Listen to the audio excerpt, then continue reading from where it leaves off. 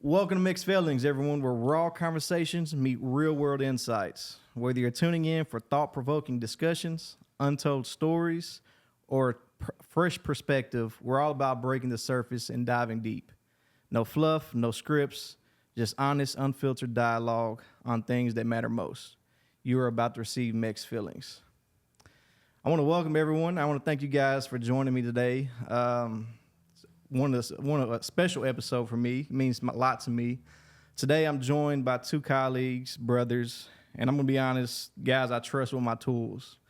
We're talking about an industry that's near and dear to all of our hearts. We spend our careers repairing vehicles, feeding our families with busted knuckles. I want to thank you guys for coming, sitting down with me, having this conversation. I want to introduce Josh Dawson. He is a shop foreman at a local repair dealership. And one of my best friends, Daniel Mason. He is a newly appointed service manager. And I want to congratulate you for that. Thank you. How's that jump from, shop foreman to a newly appointed service manager position treating you? I mean, I like it. Definitely a lot of changes. Overall, I think a lot of the stuff I've been training to get used to doing before this point. So I've kind of gotten a seat and picked up where, it just feels natural. Everything's, it's been going good. There is some learning curves, a little bit with, the numbers and the gross profit and everything. You kind of got to watch that a lot closer. Yeah. So now it's, you were for the technicians. Now it's fuck the technicians. We got to get there. Nah, not at all, actually. I think I'm always going to be for the technicians. I think when it comes down to it, you got to do what's smart for the business. Yeah, absolutely. You want to take care of every technician no matter what, but at the same time, you also got to do that and not let it be taken advantage of. Yeah. So what about you, Josh? What's your role in your new dealership now that you've gained a little more leadership? Well, the only really difference is now that when they come for help, I get paid for it. Okay. But it is a big difference. It's a big change from just being a technician to now having to guys underneath me that depend on me. Mm-hmm. So. Same role for me. I've taken on a more of a leadership role, and now I'm having to, I care more about the guys. I'm making sure their hours are where they need to be. I'm making sure they're staying busy. It's almost like another child. You're trying to see this thing grow and see it blossom into something. And man, it's tough. It's tough in this industry. It is 100%. Did you guys happen to catch the Jim Farley, CEO of Ford, his interview? I've just seen bits and pieces of it. Yeah. I haven't watched the whole thing. So I have a few quotes from him. So this is from the CEO of Ford, Jim Farley. And I quote, this job isn't as glamorous as a white-collar job, which we can all agree on. Mm-hmm. This morning when I woke up, there was 6,000 bays in our dealerships with no technicians. The average wait is 2 weeks to get your car repaired. In my opinion, just going on with other things he discussed in this short interview, I think Jim Farley's a little out of touch of what it's like in his dealership. I think he needs to go and visit his dealerships more often and actually talk to techs. Don't talk to the techs that's going to kiss ass, because there's going to be a lot of people that will, just say the right things. Oh, this is a great place to be. This is where you need to go talk to the assholes, the one that's the troublemakers. You need to get both points of view, because everything that this guy has bad attitude may not be 100% correct, but everything this guy that has the greatest attitude may not be 100% correct either. Right. What have you experienced in y'all's shops that that you've seen that these techs, this one has a piss poor attitude, this one has a great attitude? Do you feel like you can get there's something missing? There's a middle ground to both. What have you guys seen that shows you that there's a middle ground to both? I mean, I think one of the biggest things that controls attitude is what kind of structure the shop has. Mm-hmm. If if everybody comes into work, nobody knows which direction to go. Nobody has no repercussion of actions that they're doing that should have actions. Then that's going to make other techs. That's going to bring down good techs because they go in every day. They're seeing this guy turning more hours, but he's doing worse work. He's doing he's working less. He's getting fed or whatever the situation is. I think that will bring out a bad attitude. Yeah. In a tech.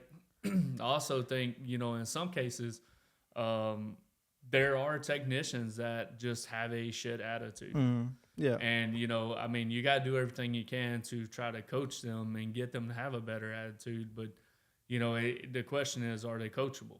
Yeah. If they're not coachable and they're set in their ways, then you're not going to be able to change that. But I think my biggest thought on that would be structure. You got to have a shop with structure, and you got to actually, gamify it. You got to make it fun. You can't just have everybody come in and feel like all they have to do is go to their stall and work. Yes, we want productivity, but at the same time, you want them to be able to come to work and actually feel appreciated. Mm-hmm. If a technician don't feel appreciated, they're not going to want it. What gives them other than money? What gives them the motivation to do right by you? Not pizza parties. That's not what we're wanting. No, absolutely not. Pizza parties. Yeah. Absolutely. So one of the things we actually done a month ago or so, we took everybody in the shop and the service drive everybody to a sounds game. Mm-hmm. It's a good way for all your technicians, your advisors, everybody to kind of get to know each other a little bit more without being in a in-work environment. So, if they didn't like someone, maybe it gives that chance that, they get to know them a little more. It also makes them feel appreciated. I can't tell you how many times when I was a technician, I would always say, I wish our company would do stuff like that, or wish our company would do, Christmas parties. I wish, they would actually show appreciation. And I think that's a thing that's been lost for a long time in a lot of dealerships. Yeah. And that's something we really strive to make sure that everybody we have knows they're appreciated. And we really do, try to gamify everything to help with productivity instead of just yelling at them all the time and telling them what they're doing wrong. You got to tell them what they're doing right also. In a world the world we live in today, I'm strictly speaking for the automotive world, but in the world we live today, it's hard to stay motivated. These companies, when we were growing up, my grandmother still has a pension from her job that she made, that she retired from 30, 40 years ago. And those aren't available anymore in society. And what does that do to your morale? I'll have to work, for the rest of my life to put money in my own 401k to hopefully retire and live, barely surviving off of. I mean, the rate I'm going, I'll work till I die. I mean, And most technicians do. Mm-hmm. It's hard to even just fathom being able to save up and work towards some type of retirement. I can't. I don't know. I don't know if I'll be able to retire. I do save in a 401k. I do put money back. My company does match up to a certain percent. But I don't know. Like, it's hard to say. I'm doing other things outside of the automotive industry to help my retirement process. I feel like you have to. I don't think I've met a technician that doesn't. Mm-hmm. Whether it be side work or a side hustle or something. Because, I mean, me speaking, where I'm at, it ain't gonna pay all your bills. You're not gonna be able to live comfortable. Mm-hmm. Even in the foreman position I'm in, it helps, but it ain't. Yeah. It ain't it. I'm still looking for side work or other things to do to make more side money. I tried to get your ass a North Star the other day, and you don't want to do it. He taught me how to rebuild a North Star, and he don't want to do it. Yeah. I don't think nobody wants to do it. I don't mind working on it. If I had a place to do it, it would. Yeah. So kind of going off, saying that I do know a lot of technicians that do side work. And I've also seen a lot of techs that struggle.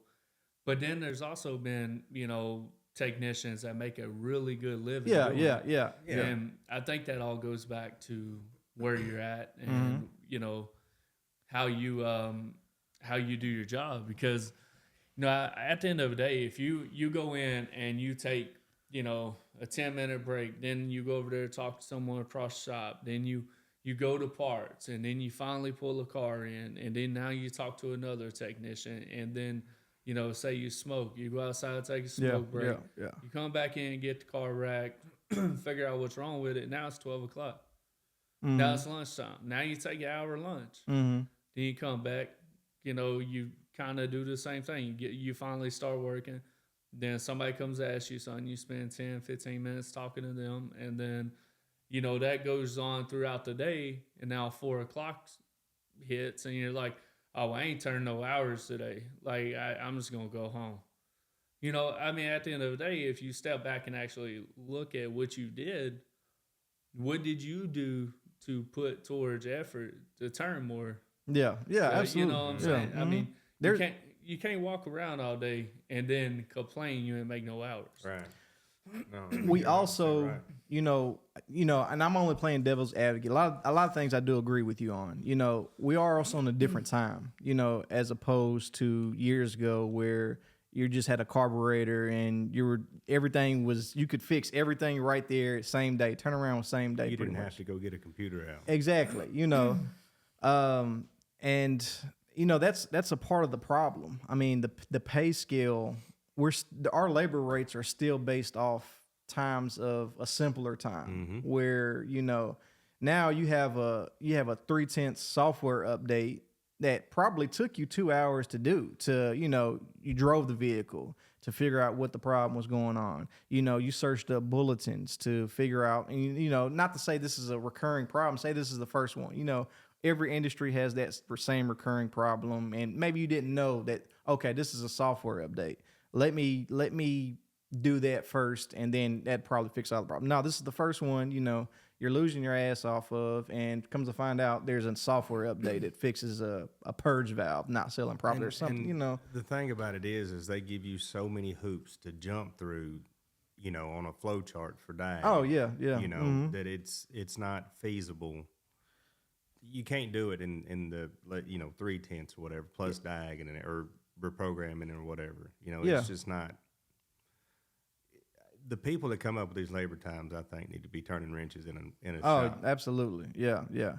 I've noticed over time that warranty time is almost identical, starting to get identical to all data time, which is crazy. I'm like, this doesn't make any sense. You're arguing with the warranty company over this time, and they're like, oh well, this all data says 2.2. My warranty time says 1.8. Like, what are we doing? Like, this is absurd right now. And that goes back to, it used to be 70% of your time for warranty. It was 70% of customer pay was what warranty time was. Yeah. Now, what it seems to be is the warranty time. It keeps dropping, and every time it drops, you see book time drop. And that's one of the reasons with our warranty work, we went to paying time and a half. Yeah, and that helps with that. he gets a soft spot when he hears that. A lot of dealerships are going toward that. Absolutely. Yeah, well, not mine. Not mine. Well, and it goes back to it is where you're working and taking care of you. Yeah. I mean. That's one thing that we were able to put pen to paper and make it make sense for the technicians, because with the warranty times, especially with Chrysler, man, like some of these times it's physically impossible to get that job done in that amount of time. There's no way. Oh yeah, you're not making money on it. You may break even, but you ain't making money. If you break even. Yeah. In some cases, and we understand that, and that's why we went to time and a half. That's why we. It goes back to gamification. You're doing spiffs for different things to help drive that money to give them more, weekly versus just what they turn. Yeah. And I think that like I said, that falls on the dealership and the owner of the dealer whether they want to maintain the technicians they have. It amazes me though how how that time and a half is accessible now, as opposed to, I've been only getting it for 2 years. What happened the other 10 years that I've been at the dealership? I mean, where was that money going? The thing about it is, so there's so many things that a dealership can do. Oh yeah, yeah. But they don't have enough people complaining and bitching about it, and they're like, what, So whatever. And I don't disagree with you. I never have gotten it. You know, I wrenched for 15 years. I never got it. But I will say, in order to be able to do it and make it make sense, that's where it comes into your dealership getting a warranty increase, stuff like that. That's what we did. But when it comes down to it, that money, it's not that the money's just sitting there. They don't, GM or Chrysler, nobody allows any kind of money towards that. I believe they should. I think it should be book time, and I think, there's a lot of labor times out there that really need restudied. Yeah. Not all of them.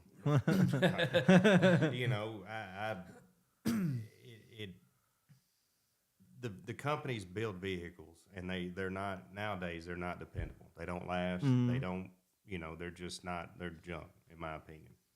But how are you going to build manufacturer, not just any particular, right. Every manufacturer. How are you going to build a vehicle that's, you see a lot of problems happening, and you're like, you know what? We're going to pay you, half the time to fix it because we can't build something that's reliable. Yeah. It's frustrating. Just the warranty work in general. It is, it's sometimes it's frustrating, and I think that's part of the problem. One of the questions I want to ask you guys is, what's the number one thing you believe is driving out techs in the industry? And I think, I make a good living, right? But it's the work. The work drives me fucking nuts sometimes. Like, I'm chasing a water leak in this vehicle right here, but this one I got a parasitic draw. This one over here I have a short in the wiring harness somewhere. Like, where does it? You know what I mean? Yeah, no, 100%. And that, and that, back to your initial question, it's kind of like what we've been talking about. Yeah. The one thing that's going to drive technicians out of this industry, it's going to keep, make more of a demand for technicians, is the fact that the labor times are shit. So people don't want to do it. Yeah. Then you also have the skill level, man. We're not just, a technician. It ain't like a HVAC tech. It ain't like a plumber. It ain't, we're all of it. Yeah, we're, I mean, at the end of the day, we're a plumber, we're an electrician, we're HVAC. We do it all. Yep.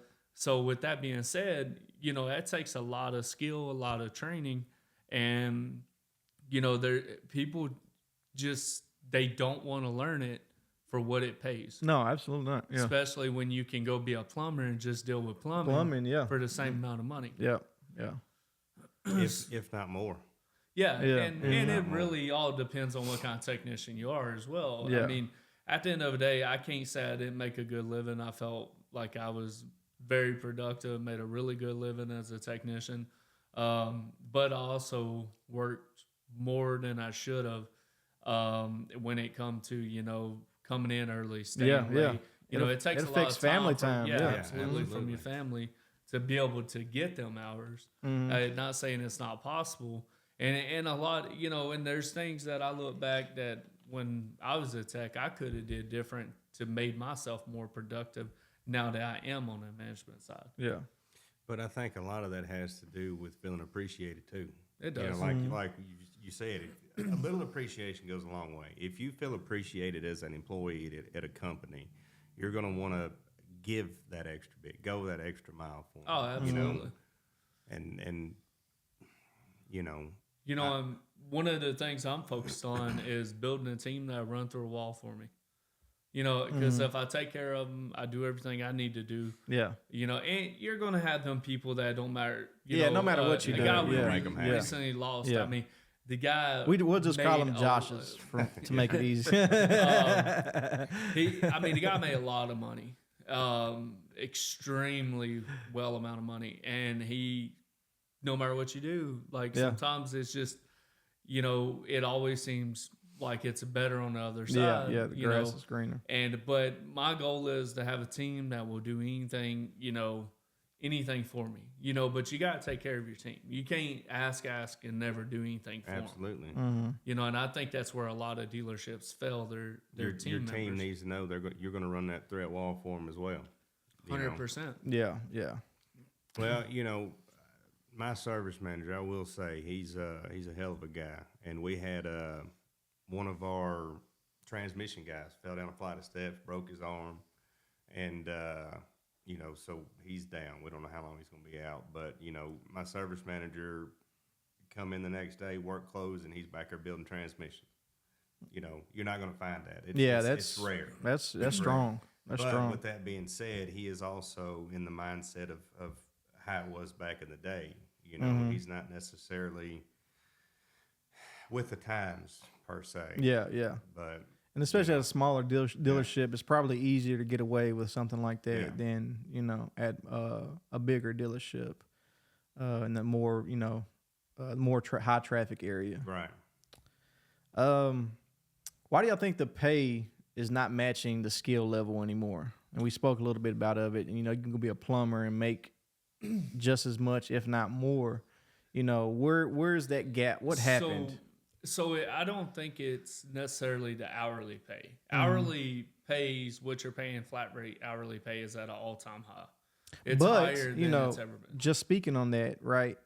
If at my dealership in particular, our labor rate has went up, you know, 4 times since I've been there in the last 2 years. I haven't received a raise. Ours has went up twice this year.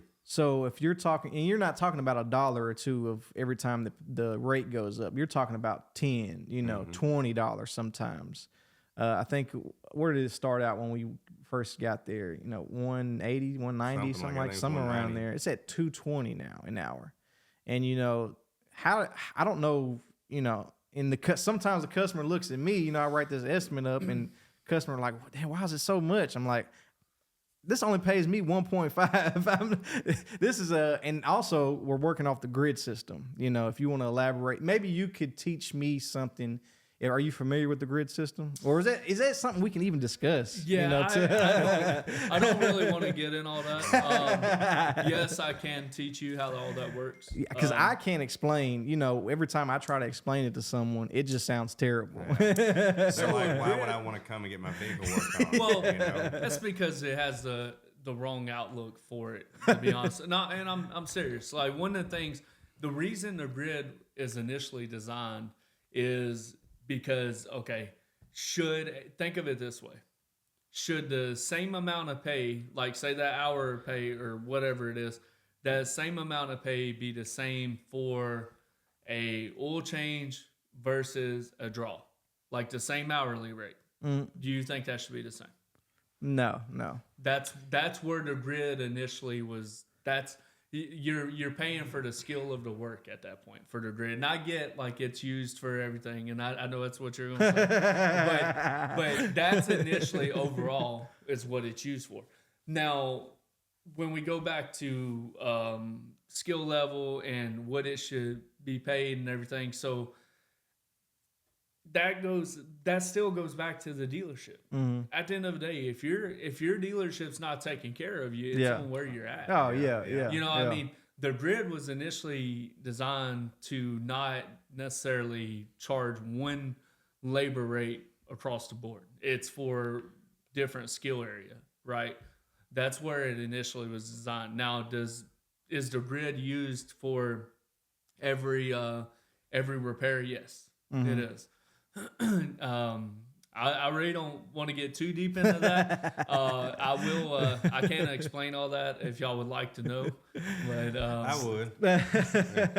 We got time. And again, you know, it kind of years ago, maybe you know a little more about this. You know, years ago, before the grid system, before labor rates were absolutely ridiculous, you know, technicians were getting, you know, usually 40-50% of the door rate. Yeah. So you know, 30% is usually what you saw. What era? What you mean? 80s, 90s? I've had techs, which they was old heads, and they made, you know, half of the door rate, which, you know, it's been some years and advanced. But even then, we're not even close to that. Oh, no. Rate, you know? No. And everything in a dealership goes up except the pay. Everything. Yeah, service manager. Now this you're on the other side of the fence with this. So But, I mean, you know, but you've been a tech for years, so you kind of get what we're Yeah, saying. no, I get what you're saying. I do see more of the other side of it, and and that's probably one of the hardest things when I was a shop manager and now a shop service manager. That was one of the hardest things for me, is to disconnect from thinking like a technician and think like a manager. There is a lot of stuff you got to learn to be able to understand it. Oh, and, yeah. And I get like, yes, the door rate went up, but also comebacks that we eat. Mm-hmm. Yeah. Like you have, you have more people have more comebacks. You got the light bill's higher. That could be a part of, the comebacks could be a part of just the industry right now. We have so many intermittent issues now in this world that correct. It's crazy. Like I don't know what the customers complain about. The car randomly stops and the wipers come on only on Wednesdays when it's raining outside, and I can't duplicate this issue. And I program something and I ship it, and it's come back to me because right. And in some but I cases, understand. So I understand what you're saying. So depending on the the type of comeback, if bolts are left loose, absolutely. You're paying for it. If you blatantly didn't check nothing, I think technicians pay for it. I paid for stuff as a tech without being asked to, just because I felt like it was the right thing to do.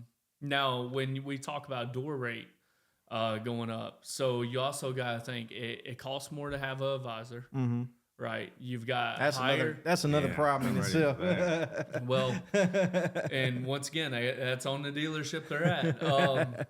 So it's going to cost more for light bills. It's going to cost more for the chemicals, more for disposals. So you've got to think about like all of the stuff that's required now that a shop has to maintain versus what was required then. Yeah, because back then they were just and stuff. dumping oil in the creek in the back. Well, y'all don't still do that. But I understand what you're saying. But with that being said, if the door rate goes up, I feel like everybody else makes more money than the technician. Yeah. The advisors make more money. Yeah, that's a good point. Because they're paid off of what they sell. So once again, it depends on what dealership you're at. So sounds like you're fucking your advisors, aren't you? No, like so with ours, we're most dealerships, yes, they pay their advisors off gross, and when door rate goes up, higher gross and all that, they make more. There's a lot of dealerships that are not doing that now. They're actually they're paid off of shop hours. They're paid off with warranty, shop hours, customer pay, shop hours, parts sales, stuff like that. So it evens the playing field a little bit. Versus it don't even the playing field because the advisor don't have to buy tools to do their job. And I know that we got into this industry and that's what we have to do. Yeah. But I feel like. I mean, for instance, when you wanted to be an advisor, you want to move up. Oh, yeah. Like, the technician is just the bottom of the barrel. Like, we're below the custodians. That still affects me to this day. I don't know if I told you this, but I went to a couple different meetings and with different people over at my shop, and I told them I wanted to become a writer, and the phrase they kept uttering was, "Oh, you're looking to move up." Like, what am I? That was a shot in the heart to me. I'm like, what am I seen as a technician here? And again, going back to what you're saying, it depends on your shop. It all. But I think that's across the board. I think that is, and just comparing service writers to your technician pay, I know service writers that were making more than me as one of the top techs at a dealership, and I was like, what the hell am I doing? And that's part of the reason why that I'm moving from my position now to the front of the shop. I'm a good people person. I enjoy talking to people. I feel like I can solve a lot of problems on the lane before it gets to the back shop. And, that affects me. Why am I back here breaking my back, fucking going home with a pissed off attitude? Hell, sometimes I have nightmares of cars that I'm working on. If I'm working on a problem child and I can't figure it out, that will haunt me that night, and I have a nightmare about it. And that's a me problem, possibly. I mean, I'll care too much, maybe. I think there's a lot more out there like you. Oh yeah, I mean, absolutely. yeah, it may be a you problem, but it's. Yeah, I mean, I used to do that as well as a tech. It would literally bother me. I didn't care what expense, as far as my time I had to put in to figure something out if I really want to figure it out. Yeah, it does make you who you are. And to kind of go back on the advisor thing, I think one thing over the next, years to come, you're going to see that even out a lot more with advisors. I think you're going to see a lot of dealerships across the world changing pay plans for advisors, because I do agree, advisors for a long time were way overpaid for what they did. Not saying that they're not key people in the dealership, because you have to have them. Right. I know. Well, I do know you? y'all, yes. Do you So, have to have them? I know y'all have heard the phrase where advisors. Do you? Yeah, well, in my opinion, yes.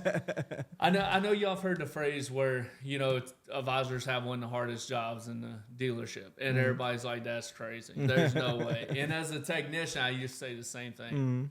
But I mean, occasionally I will get out there and write service and deal with some of the customers, deal with some of the stuff they have to do with. And it's really, and this may be per dealership as well, but it's really not as simple as a lot of people make it out to be. Yeah. I'm not going to say it is simple. I'm sure that it comes with, dealing with customers, especially it's in this day and challenges. age. Yeah. I don't think I could do with it. I wouldn't last. But with that being said, I feel like a lot of advisors are undertrained. I agree with that. As far as writing tickets, car They're order takers. But why do you? Yeah, exactly. Why do you care when all you need to do is customer states wheel fell off. Right. Cool. Send it. Next one. Next. Come on up. That goes back to, I think they get paid too much. Yeah. Now if you've got a good advisor that's going to give you a story and give you details, on the RO, where I don't have to look at the ticket and be like, what am I doing, and have to go back to the advisor. Yeah. Or because that eats up more of my time already. Or even translating to the customer, right? I get pulled a lot, in all my years of working at a dealership. I can't tell you how many times a week I've been pulled, even not being the shop foreman, because the advisor doesn't know how to communicate this repair to the customer. And at the end of the day, an advisor is a job that anyone can do. Oh, and yeah. I don't agree with that. Well, I don't. So. And I'm going to play both sides, because I've always took up for all the technicians. Right. I was a tech. I did it for a long time. But I'm going to have to take up for the advisors on that one. I don't believe that. If you can talk to people, you can be an advisor. I still don't believe it. At a dealership me and him worked at, we've had people come from working from Lowe's. That's true. I've had people that was servers and that go. Yeah, but you still got to understand math, whether you got a calculator or not. You still got to understand math and where to put it. Yeah. And you also gotta be a people person. And nowadays, like I know most dealerships out there now are doing digital walkarounds. They're doing, they have to call in extended warranties. There's a lot of stuff. You say, if we sit here and say anybody can be an advisor, then I shouldn't have a problem hiring an advisor. Yeah. And I've seen a lot of advisors that I would not want to work for me. Mm-hmm. So if anybody could be it, like how come so many people fell as an advisor? Lazy. Yeah. I think that's and technicians the same way. You've got to have somewhat of a drive. But the thing about it is, if you can go to any dealership out there, and you can find technicians that can go be advisors, but you can't find advisors to be technicians. Yeah, I agree with that. You give the right technician 2 months to go work up front, and he's blowing them. And he's doing great, But that advisor 2 months out back, they're barely changing oil by themselves right now. Well, and that goes back to its difference between an advisor and an order taker. Yeah, absolutely. Now, don't get me wrong. I'm not saying that we don't need advisors. You know, I work with some that are great, and you know, they do their job like they're supposed to. But I've seen so many that haven't. Oh yeah, there's a lot more that can't do their job properly, and they're just order takers. You know, they're just customer states, blah blah blah. What's it gonna take to fix it? Send an email. You know, and that's the age we're coming to. You know, you're speaking about the videos. Now, as technicians, we're having to make videos. So they improvise. They put that over at your shop now. They're doing it in my shop. Are you guys doing it over there? Now, I don't know how true this is, but I have heard that GM is going to start mandating it. I don't know if GM can mandate that something like that for a dealership because they're independent. You know what I mean? Right. Every dealership's independent. I don't think that's. But anyway, regardless of that, I don't think it can happen. But even if they does, you know, I'm on the side of I think videos. As a technician, right? Videos are the worst things to do. It don't make any damn sense. But me as a service manager, as a service writer, hell yeah, I want a video. Make me a video. Right, what about a customer? Like, let's say I'm not to cut you off. I'm gonna ask one question. So if you say a customer needs a job, and you walk that customer out to the car and you show them what they need, is there more likely of a chance of them doing that repair because they seen it, they trust you, they seen what's going on, versus if a customer, them just getting an estimate from an advisor? If a customer's physically there, absolutely. So, but we're talking about two different. But the video is the same way. Of like the customer is there but not there. The customer can be listen. So you know how much I hated it when we started doing it. I hated it. I thought it was a total waste of time. I thought we should get paid for it. But I think the more that I've done it, I'm on board with it. I mean, but you can't 100%. You can't make that determination that this video sold this job. Right. We have no idea. You can't, but it's also, it ain't just about selling a job either. It's about building trust with the customer. It's about retention. There's there's more than just selling a job. And a part of this, right, is why I'm, against it, is because when does it stop? Right? It starts with the videos, right? Next is, we need you to wear this vest with the camera at all times because the customer wants to see you actually working on their cars. Oh, we need you to go pick the customer up and bring the I'm going far off. But at what point does it stop? Because it's never going to stop. Not for as long as you can pay. As long as you don't have to pay a technician to do extra work to help. It's fair game. I've heard of some dealerships they get paid. It may be 1/10 per video, but it's something. Yeah, absolutely. So how you get the time and a half at our dealership is depending on what your video inspection percentage is. All right. So that was our way of paying the technician for doing the videos. Plus, they're getting money that, they wouldn't be getting that, and we all know technicians, they deserve it. They should get that time and a half, regardless, honestly. Regardless of the videos, but right? That goes back to structure. Mm-hmm. Yeah. If you just do that and there's nothing that you gain from it, why would you do it? So the time and a half thing, I think, is He's not great. getting it. Huh? He's not getting it. Yeah, we don't have it. I don't get it. But I tell you what, we'll have a conversation tomorrow about it. But where we was at, that was the first dealership that had ever done it, and it took us bitching, because they would allow lube techs to do, mainline work, the gravy stuff, and so we was getting shit out of work. Yeah. So I mean, warranty work sucks. It always sucks. But if you're going to get paid time and a half for it, that right there is a morale booster. I mean, time and a half. If you actually do time and a half based on warranty, most times it's more than customer pay. If you look at book time, it's a little bit over customer pay. So I think it's a really good incentive. I think about for the 15 years how much money I could have had. Right, exactly. All them engines I did that didn't pay much. But at the end of the day, all that warranty fraud you done. Yeah. Okay. But at the end of the day, I mean, I do agree. Like, there should be some incentives on certain things. I think that's our way of doing them for the videos. I know at our Ford location, we do incentives for videos as well. I think actually all of our locations, and the reason why is because I do agree. Like if we're not paying nothing, yeah, you're right. They are going to keep, okay, we need to do this, we need to do that, and keep stacking it, but. That goes back to, everything we talk about, I'm going to say it goes back to dealership. I'm not saying we got wrong. The perfect place, but I tell you what, man, we actually care and we strive. Yeah. And it's all about, the location as well, what part of town you're in and stuff like that plays a big factor in it. But I do agree with the videos, and I hated it when we first started doing it. I mean, I bitched and moaned and complained, and I mean, it was shit. But I do think that at the end of the day, even if 1 out of 10 videos makes me more money or sells a job, it's a win, And I think, especially where I'm at, people aren't used to seeing it. It's something new for them. Maybe that'll help them, like you said. Yeah, customer service.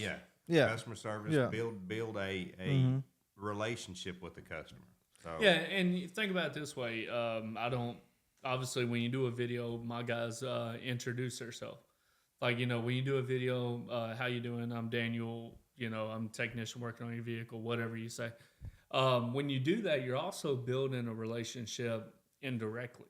Mm-hmm. So, like, yes, they might not be there. You didn't shake their hand, but at the end of the day, they know, it's Josh or it's Daniel working on their car, and they know when they came pick their car up, it had no handprints, had the correct, if it was supposed to get oil sticker, they know their car didn't break down after getting fixed. Yeah. So now, they come back, they request that technician. 100%. And, as a flat rate tech, one of the biggest things for me was I wanted my customers. Yeah. Mm-hmm. Yeah. So one thing that we've all three of us at one point worked at Firestone. Yeah. So with that being said, or, any aftermarket shops, we know like aftermarket shops, including Firestone and some of the other ones, you got to actually interact with more customers. Mm-hmm. You met more customers. Yeah, you're so close up front. Right, 100%. Well, now in a dealership, you don't get that. And I feel like the videos will actually help bring that into dealerships. But you also, there are technicians. You remember Ernie from Firestone years ago? Oh, man. Yeah, I remember the name. Do you really want Ernie making a video and sending it to a customer? That's a double-edged sword. There's people you don't want. There's a reason why they're technicians in the back shop. Because they don't want to be up front talking to the customers, right?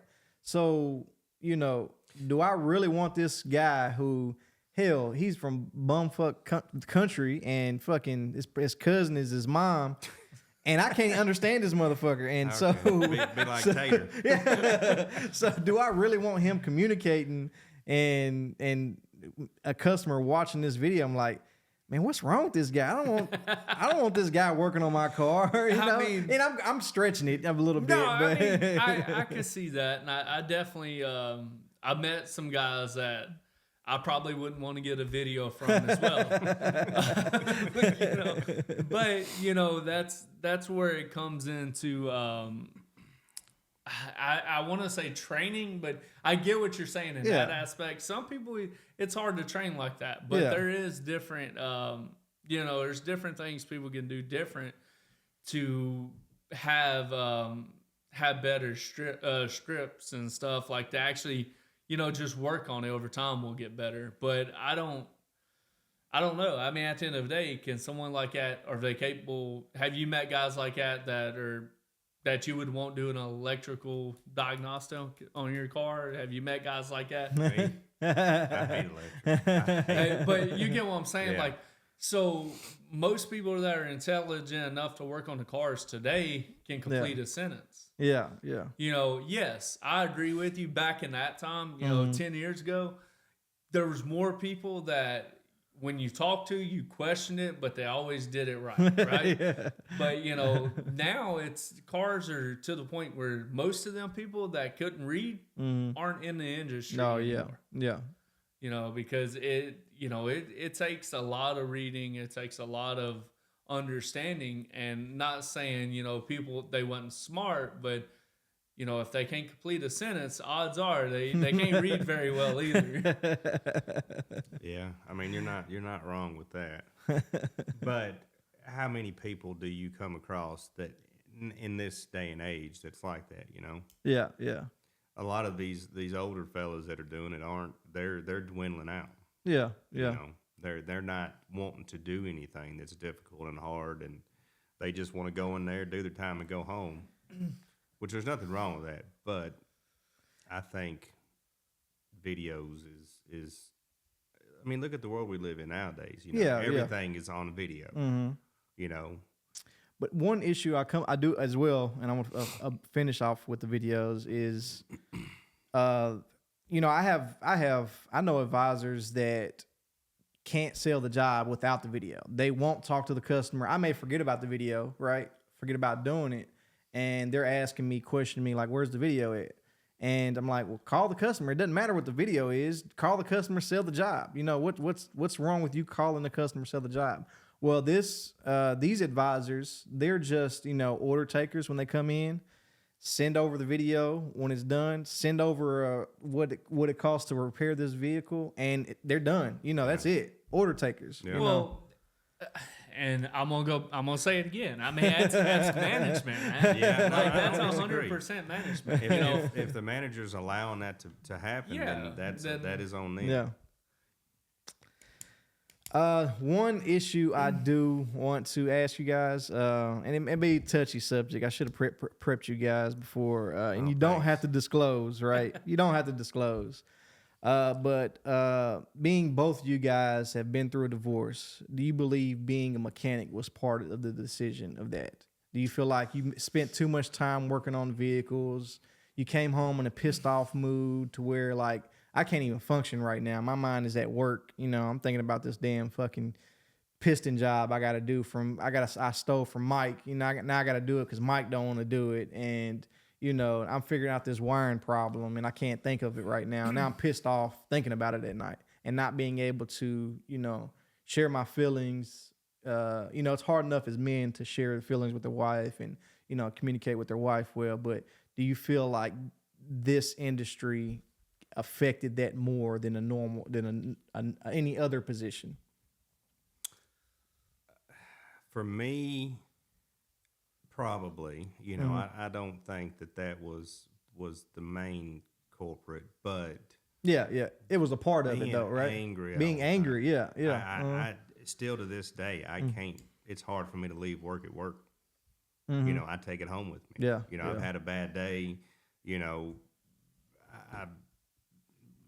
The girl I'm with now, she hears about me, bitching and moaning all day about, stuff not being happy or not making the money or the job suck so. I mean, I'm sure that it plays a role in it. I mean, I think I've heard something that I don't know what the percentage is, but the percentage of technicians, mechanics, whatever you want to call us, that have been divorced. It's significantly higher than any other trade. I was trying to find, before you guys showed up, I was trying to find the actual, statistics on that. And I couldn't find it, but technicians for some reason are significantly higher than any other trade.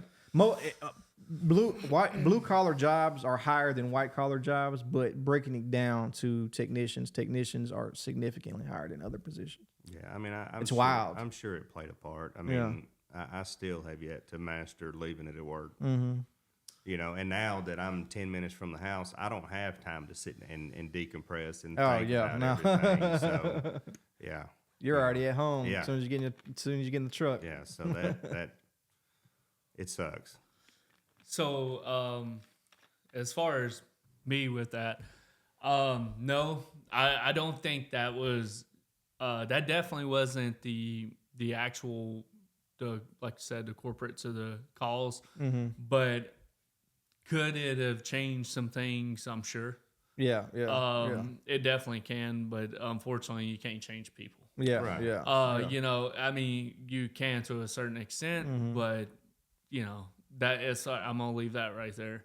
Do you feel your demeanor is different? So since you're in a different position, right? You don't have not that you don't have a lot to think about and a lot to worry about, because you're trying to manage the entire shop, right? But for me, the thought process of this customer needs their vehicle back. I'm responsible for this vehicle to get back to the customer in a safe manner. You know, I'm liable every square inch of the way. I'm liable for pulling it out of the parking spot in my stall. Hopefully I don't damage it, bust a tire. You know what I mean? Yeah. And it's things we do naturally, but we don't maybe think of it, you know, on a day-to-day basis, that we're responsible. Am I tightening this wheel to the correct spec? You know, to safely put their family. This is a family in this vehicle. You know, that aspect kind of stressed me out, and it stresses me out to this day, right? Because I'm thinking, damn, did I put that bolt back? Damn, did I put this back? You know, and I bring that home, and I kind of isolate from my wife a lot of the times. And I ask myself, would it change? Would it be different if I was a service writer? If I was in a different position in the shop? You know what I mean? Me personally, I feel like I actually have more on me than when I was a tech, as far as mentally. I work more hours. Yeah. As far as constantly worried about things, checking on things. I mean, there was, even today I was looking at stuff. You know, it's kind of one of them things, even when, you know, when you're in management, when you go on vacation, you're still taking work with you. Yeah, yeah. As a technician, you don't have to worry about that. It depends on the technician. Right. Because then you're worried about different things like, damn, am I going to miss, I'm going to miss out on this job that I quoted. You know, they're going to take it from me. You know what I mean? Yeah, you have that, yes. But when you're not getting phone calls about that job. Right. I get phone calls on vacation. Hey, what did you do today? You're not making a good point, Dan. I mean, I guess I'm not. It goes back to the dealership. Yeah, yeah. It does, but I can honestly say I think in management, you're constantly thinking about it more, just because you're trying to figure out what that next move is. As a technician, yes, I agree. You have, did I torque that head bolt correctly? Yeah. You know, stuff like that. And I do agree with that. But you know, even now, you know, I felt like, you know, even with my current wife, you know, there was times that I've 100% have taken it home. Just because, you know, it's hard not to do. Yeah, yeah. And, you know, I've gotten a lot better about that, but I do think the industry in general wears on you. Yeah, it does. It's a hard industry to be in and not take it home or work. I think one of the biggest things for me, it wasn't really taking it home. It was getting home. Yeah. Because I've always worked late. You know, and that's my thing. If the work's there, I was there. You know, so if I had work to do, I would come in early. I would stay late, and I still do the same thing as a manager. I come in early, I stay late. You know, but at the end of the day, I think that's the industry in general. Yeah, yeah. Advisors, I mean, you have the same. It depends on who you are. You know, the same thing. With your mentality, if it bothers you like as a technician, it's going to bother you as an advisor. Yeah, well, you know, yes and no, right? It's a different type, you know. It is. I'm not responsible, you know, as a technician, like I said, I have to go get the vehicle, pull it out of its spot, right? Hopefully I don't hit anything. You know, hopefully I don't hit anything pulling out of the spot. Hopefully I don't hit anything pulling into my bay. You know, hopefully I don't get in a car accident, wreck this car on my test drive. You know, hopefully I diagnose this thing right. Hopefully I can find the actual root cause of the issue that's happening right now and not waste, you know, 45 minutes of my time. Right. And, you know, I think that's all the bigger picture of being a technician in this industry right now. And, you know, I don't know the other side as a server. I'm going to move to that position at some point, right? In my career, I am going to move up.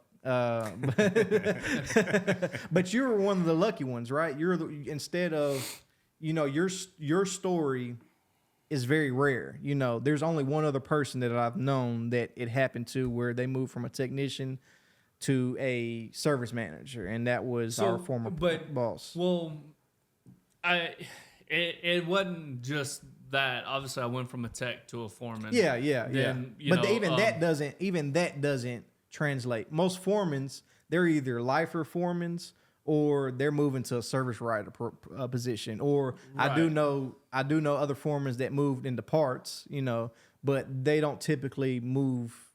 That's not normal for the next position from a foreman to a manager. Right. So one thing I will say before I went from just a foreman to a manager or whatever.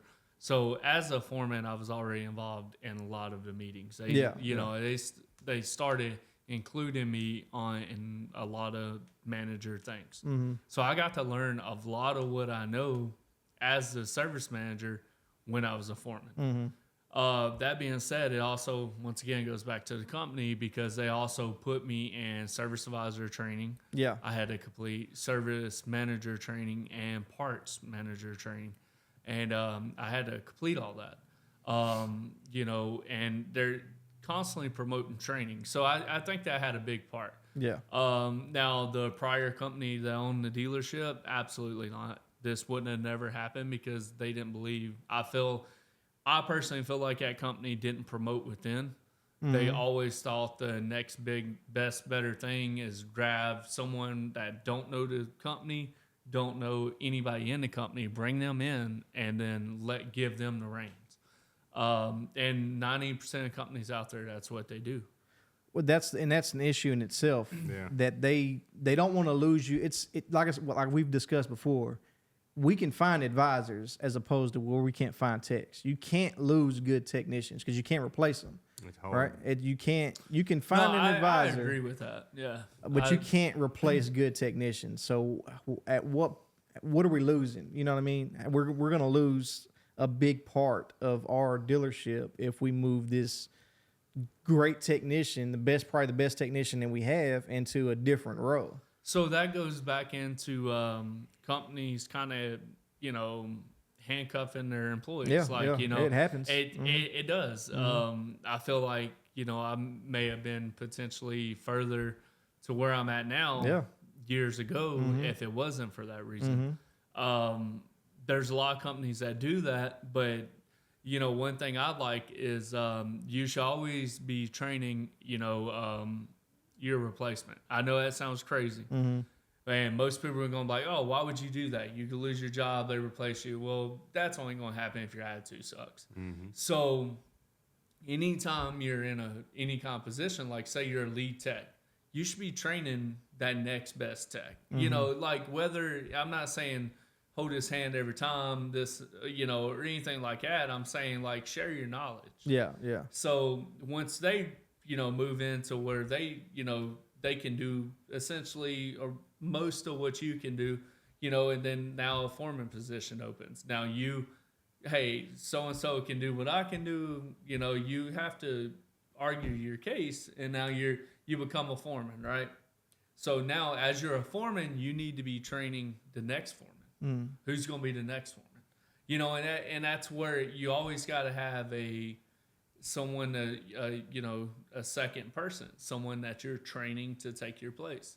And if you do that, and the company is actually like a genuine company, obviously, that's how you potentially move up. Now, I do agree if you have a technician that is the only one in the shop can diagnose, yes, you're not going to take him and move him to a manager. Mm-hmm. But if that technician's been, pretty much, scoping somebody into doing what you can do, then now you have someone that can still do it so you can move up. So your prior position was a foreman before the service manager position. Do you have a foreman now? I've got team leads now. But you don't have a foreman. You ain't got a foreman right now. Who are you training? Ben. So he's Ben and Chris are my team leads, which are like my foremen. Yeah. No. They're team leads. Well, either one could step into being solely a foreman and do the job. Okay. And I'm confident in that. So with that being said, they work together, run the shop. So I was always, constantly, working with them Ben, honestly, he's already have foreman experience. Mm-hmm. So, it's not so much with him. But like with Chris, I always, worked with him. Hey, like you've got to look at it this way. You got to do, and that's something you got to build over time. Yeah. And none of this happened overnight. There was a lot of training, whether I was training or I was being trained before I got this position. See, one day the service manager come to me and he's like, "Hey, do you want to be the foreman of the lower shop? What does it entail? You get this, this, and this, and you have to do this." Okay. There was no training. There's no, here it is, So now I'm struggling with still turning my hours on top of helping. Because, I mean, what little bit I make off of my guys, it's not, it ain't much. With that being said, your service manager, I mean, it sounds like y'all got a good relationship. So he's probably seen what you can do. He understands that, like, he knows you can run the shop or do what you need to do. Obviously in a situation like that, if y'all didn't have a prior foreman, then yeah, there wouldn't have been okay, you're training your replacement, right? But that's just your company seeing what you're worth. I mean, at that point. And trusting you to be able to do that job. Yeah, it sucks. No, it's not bad. I mean, it's not bad. I enjoy it. I'm not gonna lie. I enjoy it, but I'm still dealing with, juggling my work and their work. So I'm still struggling with that, because I've not had any prior experience as a foreman or whatever. I've been in a bunch of different dealerships, have had great foremans that did the same thing, that did their own. You've dealt with a lot of foreskins, though, not foremen. I told you keep that silent. But I mean, I'm in the same boat. I used to love turning wrenches. I used to love solving problems. I had a passion for it, but that desire over the years, the dealership life has beat and wore and tore on me, and I'm out. My next position I'm going to is service advisor, and if that doesn't work, I'll probably never go back to turning wrenches ever again. Not for a shop, anyways. If I can keep it from, if I can control my destiny, I will never go back to a shop. If this don't work out, I won't turn wrenches again. I'll go do something else. That's strong. You know what I mean? We got what? We're young. We got 25 years between us two. Yeah, and I've got about 15 years. Yeah. So I mean, that's a lot of experience sitting here that don't want to ever go back to turning wrenches. It's like you said, it's not fun no more. No, it's not. It's a headache. Yeah. It's not 100%. Fun. It's and there's a lot that goes into that. It ain't just the job itself. Yeah. It's everything else that goes along with it. Yeah. I've made a lot of money. I've made good money. I've made a living on, working on cars. And I don't, I'm appreciative of my time and the knowledge that I've learned over the years, the ability to, fix my own shit, you know.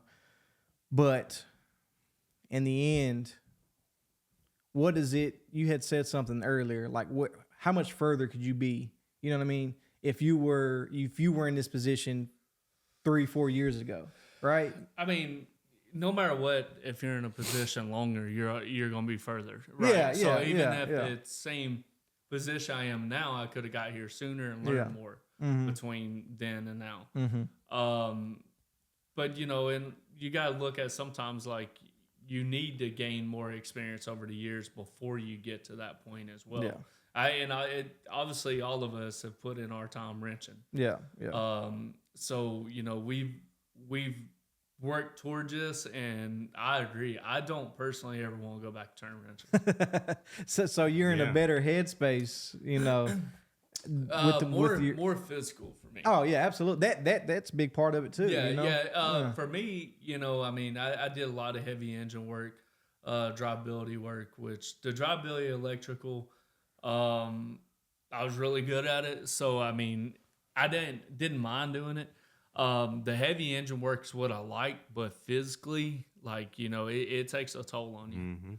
That's what I like doing. Yeah, heavy and engine work. it does a lot, as far as your back. I've hurt my back several times.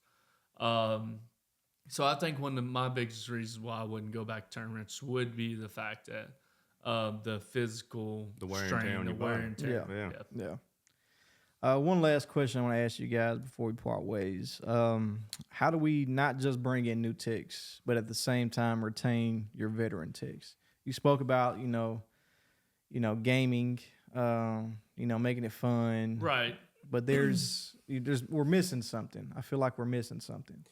Well, I feel like at dealerships, past that I've worked at, they was looking to get new technicians in, and they was not taking care of. Yeah, they're not taking care of what you got. Yeah, their only concern was, let's get these new guys in and give them a tool allowance, or give them X amount of dollars towards a new toolbox, or something like that. But it's like, what are you doing for the guys that have been here? Yeah, absolutely.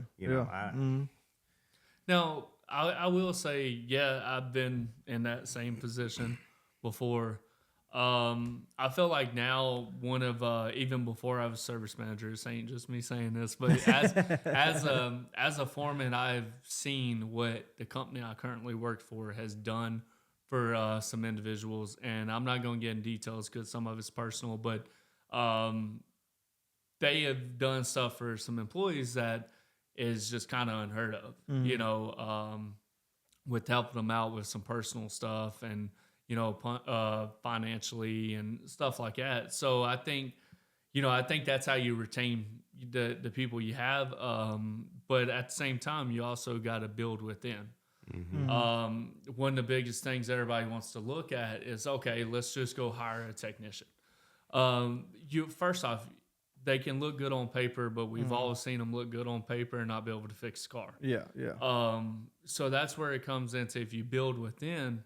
I've got two guys that we built within. One of them started out as a porter. I worked with him for a long time. He was a porter. We wound up making him an apprentice. Actually, he went from porter to oil changer. I pulled him off the oil change rack when I became a foreman. Had him be a shop apprentice. Then he went to an individual tech and as an apprentice, and then he went on his own. And he has done really well. I think, that's my goal is, hire people coming in that not just bring oil changers that die in the oil rack. Bring oil changers in that we can build to become a technician. So you build within. Stop giving false promises. Yeah. That's a big thing. Yeah, 100%. Like, that's not a thing anymore, having apprentices. When I at my first dealership, I started out as just oil changer, whatever. And we was a specialized shop. We had guys that done front end work, we had guys that done AC work, guys that done engine and transmission. And, they allowed me to hop around and help everybody. So you're not just learning one thing, you're learning it all. There's not many places that do it anymore. It makes a huge difference, in my opinion. It does. And, even so, one of my team leads, Chris, he was actually he started out on oil change rack. Obviously, this was years ago, but even throughout the years, me and him worked really close. And, I feel like I taught him a lot when it came to diagnosing and, different things. And I want to take a little credit on, being able to share my knowledge with him. But he stuck with it. I think that's one of the biggest things when you bring someone in before you can get to that apprentice role, they want to jump ship. As an oil changer, they don't want to give it time to get out of the oil rack and be an apprentice. But I think, that's one thing that's truly good to invest in as a company at any dealership is apprentice and building within. Absolutely, because that's the future of your company. Because you're gonna have people that are getting older and they're gonna drop out, and you're gonna have to have good guys to replace them. But there's not many places that do that anymore. And I hope you can stay in this mindset that you are, because a lot of places, they're looking at the numbers. Apprentice, you mean somebody's not productive? What are we paying? How is he getting paid? Oh, he's getting paid out of our pocket? I mean, that's absurd. No, yeah, and I get that. And I could definitely see see where you're going with that. But Yeah. one thing I will say, it is rare to have a service manager that's actually turning wrenches these days. Yeah. Most of them have not. You get a lot of service managers, they can talk to customers, they can do the numbers, but you give them a wrench, they're going to look at you like you lost your mind. Yeah. One thing that I'm proud to be able to say is not only can I run the shop, I can go back there and fix the car. Yeah. If I really wanted to. One of the best service managers is a technician. In my absolutely. opinion. They know what's going on. They know how things work. Are they always perfect? Absolutely not. But I think because I've worked in places that service managers, can't change their own oil. And then you get ones that have done it, and I think they always make the best. Service managers, because they're looking at it from the technician's standpoint as well. Yeah, yeah. So one other unique thing is even my fixed ops director, my direct boss is he was a GM technician. So before he became he was a tech, then became a foreman. Then he did go to advisor first, then service manager, then fixed ops director. So you have all these years of management that actually have worked on cars, that actually been in a shop. Yeah. And it makes a major difference. Oh, absolutely. 100%. Man, I want to thank you guys. You guys, you coming from Dixon, about an hour and a half ride. And I appreciate you guys that you guys cared so much about me to be here. Trying to make this podcast grow. You've been in the show before. I appreciate your time. Trust me, it's hard to get people to have conversations. I don't like doing Zoom meetings or anything. I like to have, personal conversations with people, just to see your reactions, get a feel on, just to get a feel on a presence being there. And I appreciate you guys so much for taking the time out. It's your Sunday, your time with your family, and being here with me. I can be on some more with you. Yeah, I appreciate it. Any last comments, words, words of encouragement for? I mean, I definitely appreciate the opportunity to come out here. One of the only thing I can really, as far as giving, any kind of advice on is, if that's your goal, if you want to be a manager one day, or you want to be a foreman, or you want to grow in your company, stick with it. Don't give up. I can be an astronaut. I don't know about that. I mean, I'm sure, if you would have started a little sooner, maybe. But, the automotive, yes, it can take a lot on you, but you can also make a good living. Yeah, absolutely. I mean, I don't disagree with that. I mean, I know I bitch and moan and complain a lot about it, but, it's all I've done. It's all I know. And there is money to be made in the industry. Yeah, absolutely. You just have to, you just got to put the time and the effort in, and that's one thing a lot of people lack is time and effort. And do a little bit of fraud, warranty fraud. But I want to thank you guys again. Like I said, it truly means a lot to me for you guys to show up and support me in this. Make sure you go subscribe to the podcast. YouTube, Mixed Feelings. We're on TikTok now, Mixed Feelings as well. Subscribe, and tune in for the next show. Thank you guys.